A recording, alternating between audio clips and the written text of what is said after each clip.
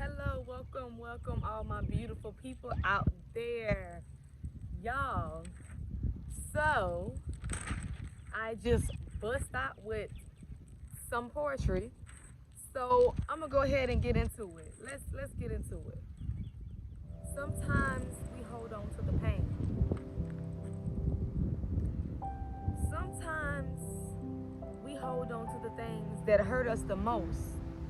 We tend to gravitate towards the things, the people that damaged us piece by piece, bit by bit. Sometimes we get sucked into this thing called the trauma bond, and somehow we stay as if that's all we know. We come with peace and leave stripped away from all dignity, like a stray dog left to fend for themselves. Sometimes we wait for something called a potential. We wait to see if that person or that thing has the potential to shine through all the pain and conflict that you've been put through. Sometimes you hurt yourself trying to see the good in someone when they don't even see the good in themselves.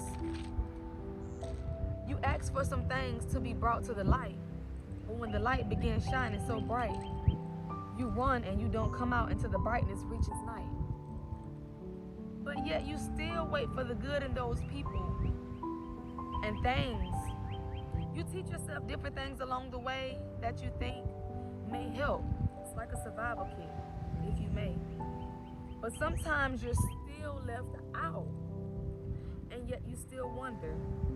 You still leave that window open, and you allow yourself to give even when they haven't accepted what you've already given.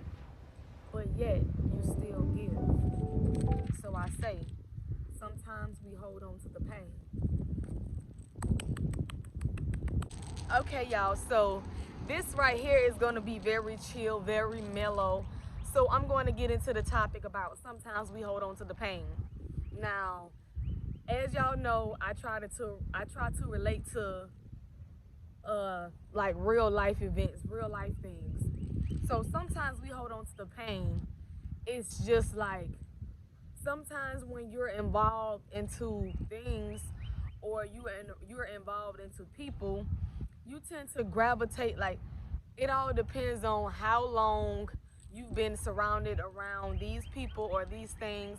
How long have you picked up on some things?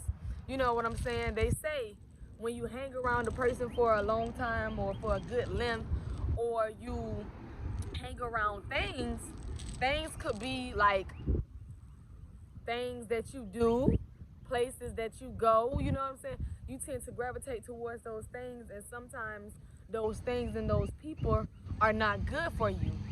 And it's like, especially when you're in a relationship, you you know, like everybody say, in the beginning of the relationship is like a honeymoon phase. And I never understood how a person, like two people, because it takes two, how two people talk to each other 24/7 all day, you know what I'm saying? You begin to learn their schedule, they begin to learn your schedule. You know, y'all pillow talking, y'all talking on the phone, y'all having a good time, y'all seeing each other. You know what I'm saying? Y'all done put this person before all of the other things and other people that was there before. And then things start, you know, not in all cases, but in most cases, things start taking a turn for the worse. You know what I'm saying? It's either that person tend to become fond of someone else, and then you realize it because the areas that they were boosting you in are no longer the areas that they are boosting you in. It's like it become less communication, less talking, less hanging out, and they begin to feed and water someone else's grass and they forget about yours. And then now you're speaking on problems, and now you're voicing your opinion, you're communicating. They look at your communication as if it's argumentative. And by them looking at it as it being argumentative, neither one of you are getting through, because one person is trying to tell you how they feel and the other person is being so one-sided and manipulative. They're just gaslighting you as well to the fullest, and trying the best to make it seem as if it's your fault, and then making you try to do even more than what you've already done. And that's the problem. You can't continue to feed and plant seeds into folks, into people in your relationships than you've already done. You can't overwater the grass. You can't try to be someone else's overflow when in reality that's not what they want you to do. It's like you have become accustomed to this trauma bond that they created, and it's a cycle of abuse. And you let someone in and they messed over you. You let someone in and they messed over you, and then you, like, I already know us as humans, we hold on to pain. We hold on to pain. We try to see the potential in this person, even though they done did us dirty time or two again. And I know a lot of, I have been seeing a few of the males that have given their all to women, and the women mistreated them as well. I'm not going to sit up here and say that it's all males, because it's not. You know what I'm saying? But what I can say is now females are starting to play the dirty game that the gentleman played. You know what I'm saying? And everything nowadays is considered to be toxic. And the things that's considered to be toxic supposed to be good. I really don't understand how your man or your woman abusing you or talking down about you supposed to be something good. I always thought that your mate, your significant other should lift you up when you're down, when you voice opinions, or when you voice on how you feel. Those things should be taken into consideration. It shouldn't be a trauma bond, and it shouldn't be any of those things. And it's just like we gravitate towards things that don't mean us no good.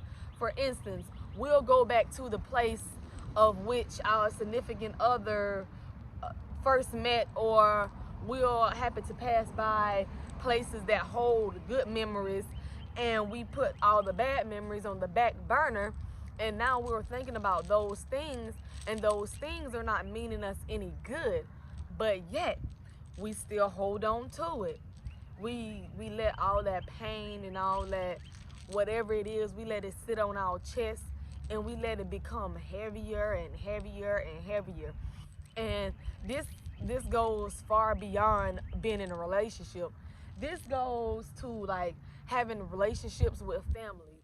If you're always there for your family, and you know that they're your family, but every time you come around, it's more pain than it's good.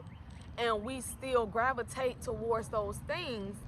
Like if our family got an event going on, or if grandma's sick, if mama's sick, sister sick, cousin sick, we going to go see about them, even though we know every time we go see about them, it's always drama. It's always drama, it's always trauma, it's always something that doesn't mean any peace, any happiness, any of those things. But yet we still try to hold on because we see potential in the wrong things. We don't understand that we can create our own family, and we can see the potential in the family that we created, and it's good energy. But for some reason and somehow, we still gravitate towards the things that don't mean us any good. And it is better said than done. It's easier for me to sit on this camera and say, okay, I'm going to focus on the good in my life. Meanwhile, I can get off this camera, and I could get a text message from a family member, and I will go see about them when I know every time I hop for them, they won't hop for me. So now I'm putting myself last and putting them first, because I'm still trying to help because of the love and the strength I got for them, and the potential that I see. I see that after this situation, maybe things will cool over, boil over, maybe things will get right, and we still do the same thing and the same thing. And you know, time is precious and valuable. We can't get that time that we just gave them back. We can't get that back. And it's like, before you know it, you've been, ooh, it's a bug. Get off me. But before we know it, we have spent all of our years trying to baby and nurture this situation and this person. We're trying to nurture them. We're trying to please them. We're trying to always be there for them when in the end there is really no one there for us. But yet we're still going to hold on to that pain because we feel that pain and we don't have nobody to share it with. So we're going to continue to do the same thing. So y'all, I hope that somebody out there was able to relate to sometimes we hold on to the pain. Because I know there's a lot of my subscribers out there, my day ones, my family.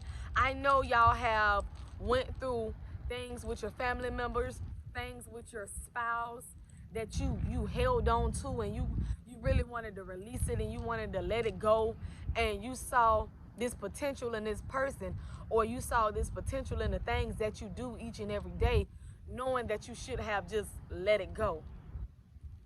But I know y'all can relate to that, you know what I'm saying? But with all that being said, I want y'all to try to keep your peace, protect your peace at all costs, because if you don't have peace nowhere in your life, then everything is not going to go right. But like I say, don't let nobody knock your joy, steal your shine. Stay on your grind. It's your girl Leah Love. It's been real, and I'm out.